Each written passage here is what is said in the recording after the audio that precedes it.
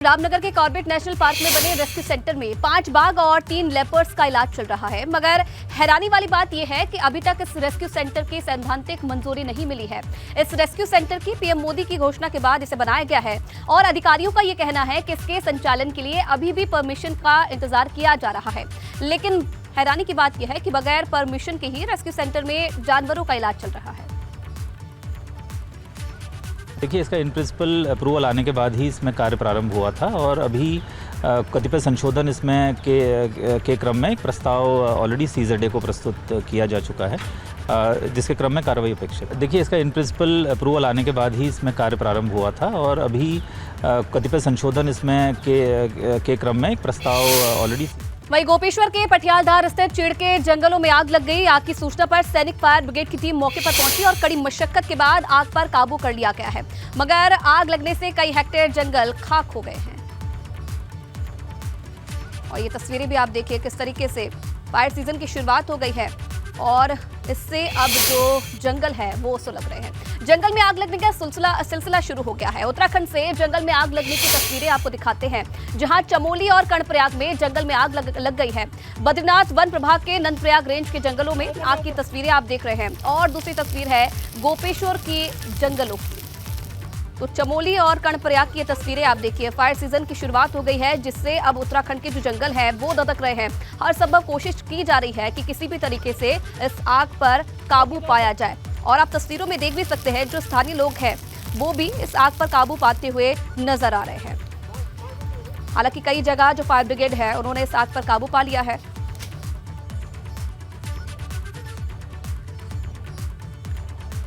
कम नहीं हो रही है जोशीमठ के लोगों की मुश्किलें। बड़ी जानकारी मिल रही है, नरसिंह मंदिर के पास एक नया जल स्रोत बहने लगा है। जल स्रोत से मटमैला पानी बह रहा है और नया जल स्रोत फूटने से प्रभावितों में अब दहशत का माहौल है। तो लगातार जोशीमठ की जो मुश्किलें हैं वो कम होने का नाम नहीं ले रही है। इधर नरसिंह मंदिर के पास एक नया जल स्रोत बहने लगा है, जिससे जो प्रभावित है उनमें अब दहशत देखने को मिली है।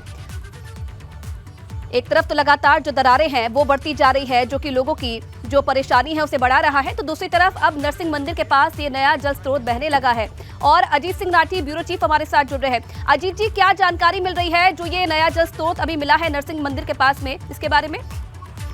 आयुषी, देखिए, ये बिल्कुल नरसिंह मंदिर के एकदम पास है, मारवाड़ी के पास है और ये महत्वपूर्ण इसलिए भी हो जाता है क्योंकि ये बद्रीनाथ यात्रा मार्ग का एक ये मुख्य रास्ता है। इसके अलावा कोई वैकल्पिक मार्ग वहां नहीं है। अगर नरसिंह मंदिर के पास, मारवाड़ी के पास ये जल स्रोत जो जिसका मटमैला पानी आ रहा है, अगर ये जल्दी बंद ना हुआ, इसका ट्रीटमेंट नहीं हुआ, तो आने वाले दिनों में जो यात्रा मार्ग है उस पर मुश्किलें बढ़ सकती है। अब आधे जोशीमठ का हाल हम पहले ही देख चुके हैं। 7 केंद्रीय संस्थान इसकी इन्वेस्टिगेशन कर रहे हैं कि जोशीमठ में घटनाएं क्यों हो रही है। अभी तक कोई रिपोर्ट नहीं आई है। लोग वाकई दहशत जदा हैं वहां पर और नरसिंह मंदिर के पास पानी का स्रोत निकलने के बाद से स्थिति और खराब होती दिख रही है। हालांकि सरकार दावा कर रही है कि वो इस तरह का कोई खतरे वाली बात नहीं है और उनके साइंटिस्ट वहां पर काम कर रहे हैं कि क्या वजह है, ये पता लगाया जा रहा है। लेकिन फिर भी एक नए स्रोत का ऐसी जगह उद्गम होना, ऐसी जगह निकलना जहां से यात्रा मार्ग हो, बद्रीनाथ की यात्रा यहीं से निकलती है, उससे यात्रियों को दिक्कत हो सकती है और फिर सड़क मार्ग भी बाधित हो सकता है, क्योंकि सड़क के दूसरी तरफ अलकनंदा नदी बहती है और अगर कटाव बहुत हुआ और जल स्रोत में पानी बढ़ा तो तब मुश्किलें बढ़ेगी। जी जी, क्योंकि देखिए अजीत जी, अगर चारधाम यात्रा की बात करें तो वो भी जल्द शुरू होने वाली है और ऐसी तस्वीरें भी कहीं ना कहीं अब डरा रही है। बहुत धन्यवाद आपका तमाम जानकारी देने के लिए। और ये एक्सक्लूसिव तस्वीरें भी आप देखिए।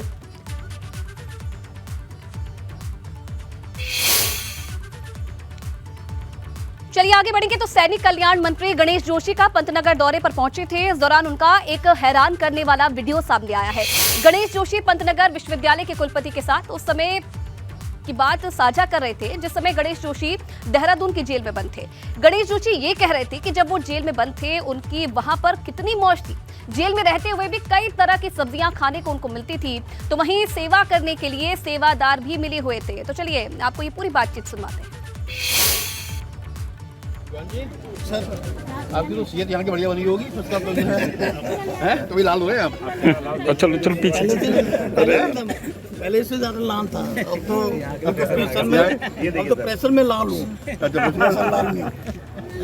नहीं, अब तो प्रेशर में लाल हूँ। जब ऐसी पौष्टिक सब्जी खाएंगे आप, मैं जब जेल में था, देहरादून जेल में जब मैं गया 2016 में, तो 3-4 केजी मिलते थे सेवा करने के लिए, और जेल में बिल्कुल ताजी सब्जियां लगती थी। अच्छा, हाँ बिल्कुल। तो वहाँ नाश्ते में 4 किस्म की सब्जी मिलती थी मेरे को, और घर वाले से तो दिखाना नहीं मिल रहा है जेल में। और मैं अगर वहाँ पे 1 महीने का रहता, भैया देखो आप कितनी बढ़िया सब्जी खा रहे हैं आप, हैं? और चलिए विकास फिलहाल इस खबर पर और ज्यादा जानकारी के लिए हमारे साथ फोन पर जुड़े हैं। विकास, पहले तो सबसे पहले ये बताइए कि जो इन दोनों के बीच में बातचीत चल रही है, इसकी शुरुआत कैसे हुई? क्योंकि देखिए इस बातचीत में कई सवाल भी अब उठने लगे हैं। क्या सच में ऐसा वीआईपी ट्रीटमेंट जेलों में मिलता है उत्तराखंड में? आयुषी, आपको बताना चाहूंगा कि पंतनगर में किसान मेले का आयोजन किया गया है। उसी का शुभारंभ करने के लिए जो सैनिक कल्याण मंत्री हैं गणेश जोशी, वो पंतनगर पहुंचे थे। इस दौरान जो सब्जियां थी वो वहाँ ताजी ताजी लगाई गई थी, उसके स्टॉल लगाए गए थे। इसी सब्जियों को देखते हुए जो सैनिक कल्याण मंत्री हैं गणेश जोशी, उनके द्वारा जो कुलपति हैं यहाँ के डॉक्टर मनमोहन चौहान, उनसे कहा गया कि आप जो है यहाँ ताजी सब्जियां खा रहे होंगे, इसीलिए आपका जो चेहरा है वो लाल दिखाई दे रहा है। तो इसी बात पे जो है उन्होंने कहा कि जो है मेरा चेहरा इससे पहले काफी लाल था, हालांकि अब प्रेशर में मेरा चेहरा लाल दिखाई दे रहा है। इसी का उदाहरण देते हुए सैनिक कल्याण जो मंत्री हैं उनके द्वारा कहा गया कि जब मैं 2016 में जेल में बंद था देहरादून में, इस दौरान मेरी सेवा में जो है 3 से 4 लोग जो कैदी थे वो लगे हुए थे, और मुझे सुबह नाश्ते में 4-4 तरीके की सब्जियां दी जाती थी अलग अलग, और ताजी सब्जियां दी जाती थी। तो इससे कहीं ना कहीं देहरादून जो जेल प्रशासन है उस पर भी सवालिया निशान खड़े किए हैं सैनिक कल्याण मंत्री के द्वारा। और जिस तरीके से लगातार जेल के ऑडियो या फिर वीडियो या फिर जो तस्वीरें सामने आती हैं कैदियों को वीआईपी ट्रीटमेंट देने की, उसी तरीके से जो है अब कहना ये होगा कि सैनिक कल्याण जो मंत्री हैं उनके द्वारा एक अलग तरीके से सवाल जो है खड़े करा दिए गए हैं। चलिए बिल्कुल विकास, बहुत धन्यवाद आपका तमाम जानकारी देने के लिए। चलिए आगे बढ़ेंगे तो जेईई और एई भर्ती परीक्षा का पेपर लीक के बाद रुड़की में कोचिंग सेंटर्स पर नजर रखी जा रही है। पेपर लीक के मामले में एसआईटी हर पहलुओं पर बारीकी से जांच कर रही है। रुड़की और आसपास के क्षेत्र में कई कोचिंग सेंटर्स एसआईटी की रडार पर आ गए हैं और पेपर लीक मामले में कुछ कोचिंग सेंटर्स की भूमिका भी संदिग्ध लग रही है।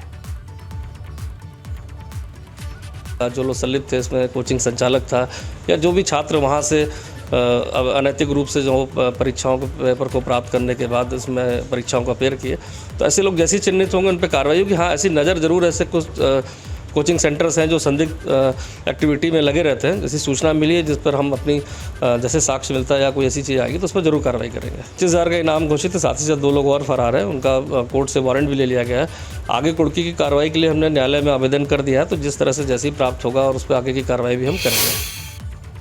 इधर सीएम पुष्कर सिंह धामी के टिहरी दौरे का आज दूसरा दिन है। सीएम धामी ने रात्रि विश्राम तिवाड़ गांव के एक होम स्टे में किया। सुबह के समय सीएम धामी मॉर्निंग वॉक पर निकले और इस दौरान उन्होंने स्थानीय लोगों से मुलाकात भी की और सरकार के कामकाज का फीडबैक भी लिया। इसके साथ ही सीएम धामी ने किसान से खेती के बारे में भी जानकारी दी।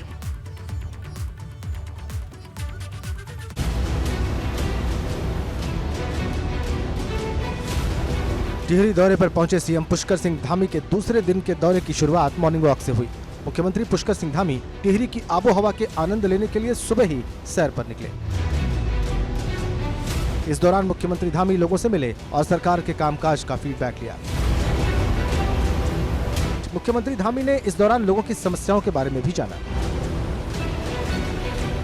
बात करने का भी अवसर प्राप्त होता है, जो कहीं न कहीं हमको काम करने में उससे बहुत आसानी होती है। उन सब लोगों के विचार मिलते हैं।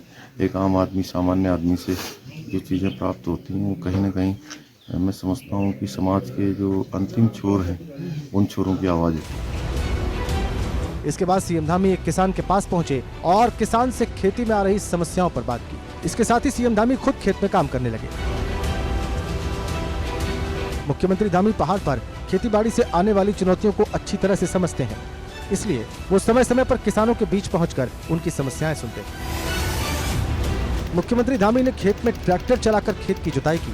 सीएम ने इसका खुद अनुभव लिया कि मशीनी युग में पहाड़ के किसानों के लिए इन मशीनों से कितनी सहूलियत हो रही है।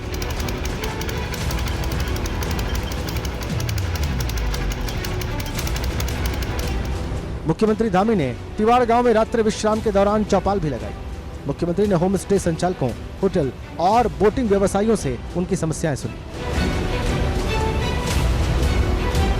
जो हमारे पर्यटन व्यवसाय से जुड़े हुए होटल के क्षेत्र में, होम स्टे के क्षेत्र में काम करने वाले सभी लोगों से उनके सुझाव भी लिए और उनकी जो समस्याएं थी उन पर भी बात हुई है।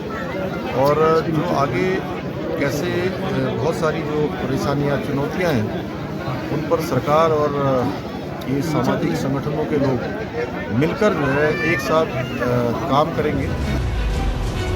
सीएम के दौरे को लेकर सांस्कृतिक कार्यक्रम का भी आयोजन करवाया गया, जिसमें कलाकार पहाड़ के गीतों पर थिरकते नजर आए।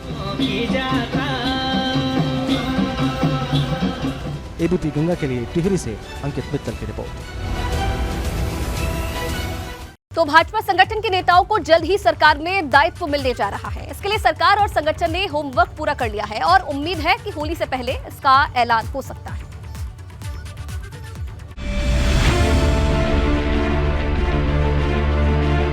भाजपा संगठन में अहम जिम्मेदारी निभा रहे नेताओं को होली से पहले खुशखबरी मिल सकती है। सरकार ने दर्जाधारी बनाने को लेकर सीएम पुष्कर सिंह धामी और प्रदेश प्रभारी दुष्यंत गौतम के बीच शुक्रवार को बातचीत हुई। इस बैठक के दौरान प्रदेश अध्यक्ष महेंद्र भट्ट भी मौजूद रहे।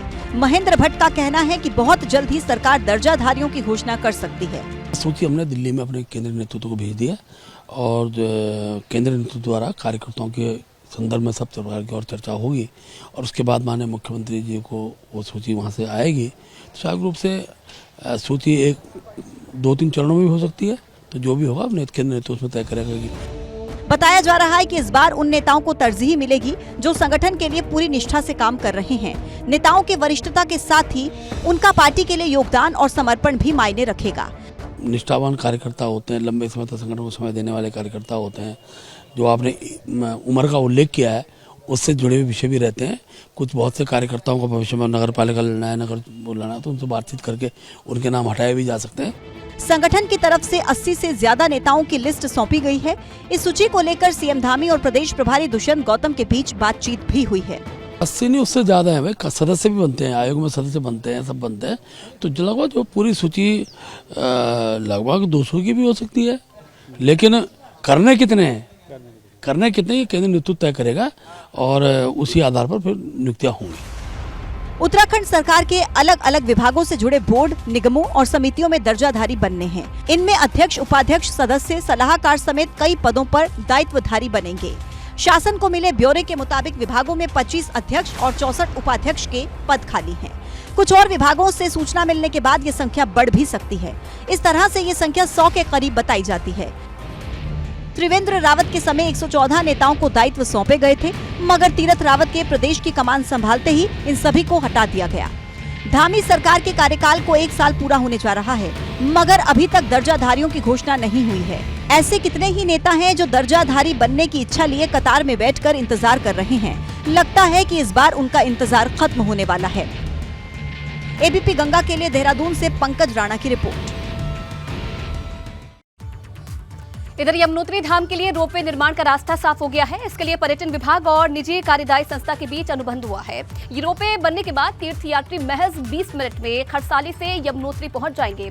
अभी इस दूरी को तय करने में 3 घंटे का समय लगता है।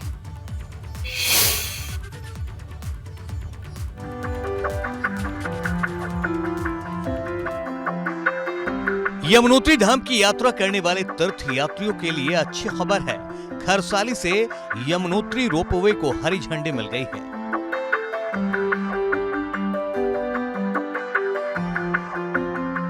रोपवे कंपनी के साथ सरकार ने MOU साइन किया है।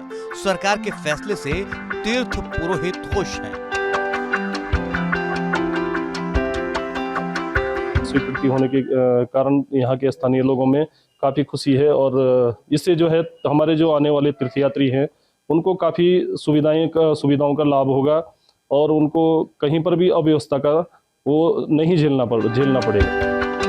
रोपवे बनने से तीर्थयात्रियों को 6 किलोमीटर की चढ़ाई चढ़ने से राहत मिलेगी। साथ ही उनकी यात्रा का समय भी करीब 3 घंटे कम हो जाएगा। फ्रांस और स्विट्जरलैंड की तर्ज पर रोपवे का निर्माण होगा। स्थानीय जन प्रतिनिधियों ने इस पर खुशी जताई है। जो यमुनोत्री की यात्रा के लिए कठिनाई आती थी वो सब दूर हो जाएंगी और निश्चित ही अगर यमुनोत्री में आज 1 लाख यात्री आता है तो जैसे ही रोपवे का संचालन शुरू होगा तो ये सीधे 6 लाख और 8 लाख यात्री वहां पर आना शुरू हो जाएगा। रोपवे की क्षमता 1 घंटे में 500 यात्रियों को ले जाने की होगी। रोपवे की एक ट्रॉली में एक बार में 8 यात्री बैठ सकेंगे। खरसाली से यमुनोत्री पहुंचने के लिए महज 20 मिनट का समय लगेगा। इस प्रोजेक्ट में करीब 167 करोड़ रुपए खर्च आएगा। सब कुछ ठीक ठाक रहा तो श्रद्धालु जानकी चट्टी से यमुनोत्री की यात्रा महज 20 मिनट में आना जाना तय कर सकते हैं। शासन से रोपवे के लिए वन भूमि हस्तांतरण होने के बाद अब 3.5 किलोमीटर रोपवे के सफर की आस एक बार फिर जग गई है। बड़कोट से नितिन चौहान, एबीपी गंगा।